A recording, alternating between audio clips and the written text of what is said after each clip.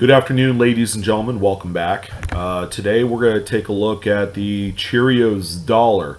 First of all, we're going to talk about what exactly is a Cheerios Dollar, what makes it any different than any normal Sacagawea gold dollar. But first, a little bit of a history. Back in about the later part of 1999 and beginning part of 2000, okay, everybody was hyping up and getting ready for the anticipated release of the replacement of the Susan B. Anthony dollar, which was highly maligned and unloved to many lengths and levels because the design wasn't favorable among collectors, numismatists, and just overall general public. And second of all, they were a copper nickel clad composition coin that was almost the same shape and size of a quarter. So it's really easily mistakable as being one or the other. They weren't spent that often, and they were only made for 4 years. In this case, the U.S. Mint has decided to create a new dollar coin program, which the size would not be different, okay? But the major difference between one and the other would be the fact that it'd be a manganese alloy, as opposed to the copper nickel variation that you saw on the Susan B. Anthony. So the manganese would give it this gold color, as you can see right here. I have an example of the Sacagawea Dollar. This is a 2000p. That was that was a little gift inside specially marked boxes of Cheerios cereal. So if you can imagine kids, adults during that time opening up a box of cereal, finding a what I call a promo 2-coin set of both the Cheerios Lincoln Cent and a Cheerios Dollar. Okay, first thing that we would probably do during that time is just spend it, right? The new Sacagawea Dollar was a nicer type of dollar, but it wasn't.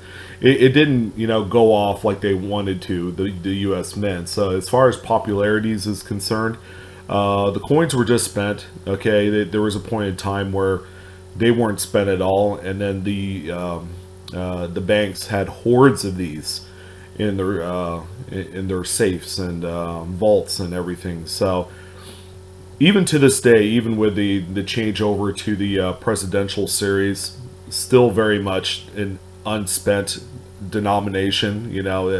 People still want to use dollar bills, and it's also turning into a more cashless society where more people are using credit cards, debit cards, iPay, and Square. There's a bunch of different variations of paying digitally than it is shelling out just regular money or checks for that matter.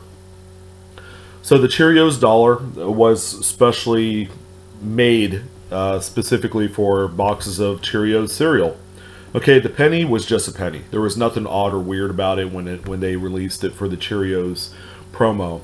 However, the dollar that you see inserted in here would have a noticeable difference in the design on the reverse that gives it the moniker the Cheerios Dollar. Okay, as you can see from the two close-ups here, the one on the photo on the left would be just a normal Sacagawea Dollar design on the reverse. As you can see, the tail feathers were flat. There was no distinctive design engraved in there. However, the Cheerios Dollar, you can actually see the re-engravement of the tail feathers, which would distinguish one over the other.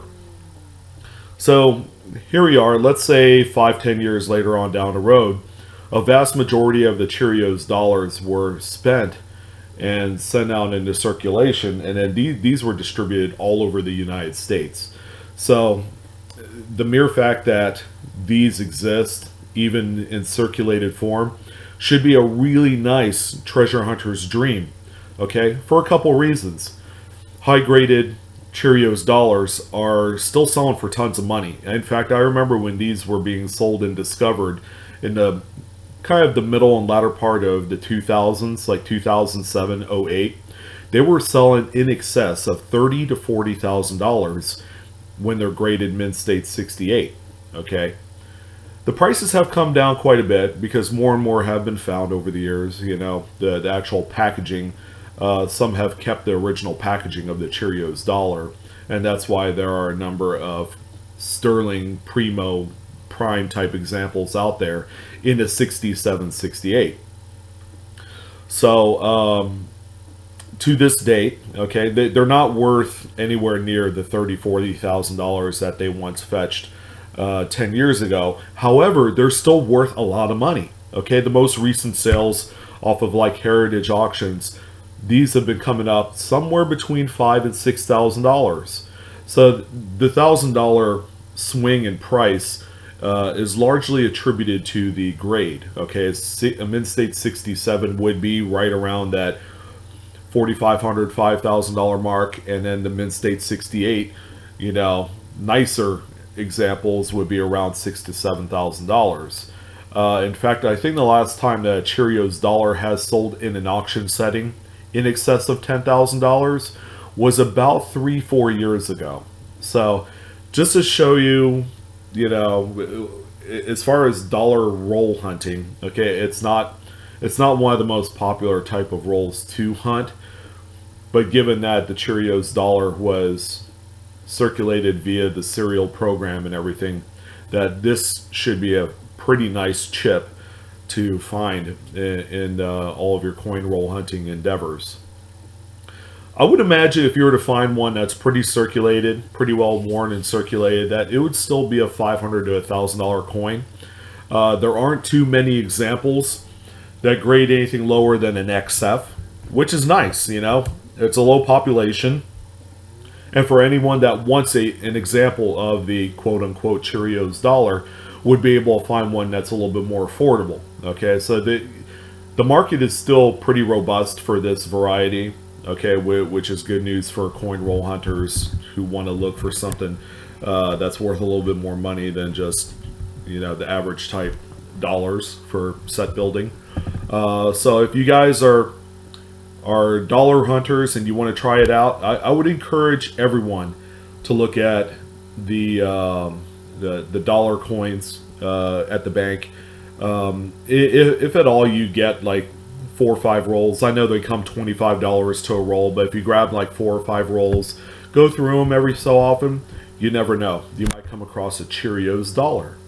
So I'm glad I was able to share this information with you guys, and yeah, stay tuned for more great stuff here coming up, and enjoy your Sunday afternoon. Take care.